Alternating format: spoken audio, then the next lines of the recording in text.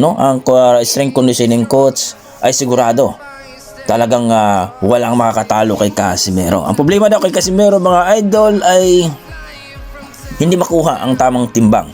Sayang daw ang pagkakataon na nung laban niya dito kay Saul the Best Sanchez, mga idol, na tinalo na via TKO, mga idol.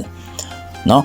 Instead na tinaas siya sa ranking, pero binaba pa siya ng WBC at WBO. Well, mga idol, good news din ito, no? Dahil si Cuadras Casimero ay siya lang naman nakapasok, no, sa lahat ng mga boxer na Pilipino dito sa Boxrec na pinakamagaling, mga idol.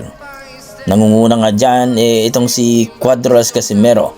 Una nga dito ang tinatawag na monster ko noon ng Japan na si Naoya Inoue, pero hindi naman lumalaban kay Casimero. Mula ng 2020 pa ang kanilang paghamunan, pero 2025 na ngayon. So matagal na nga ito, mga idol. So ayon sa ating mga boxing fans, mga idol,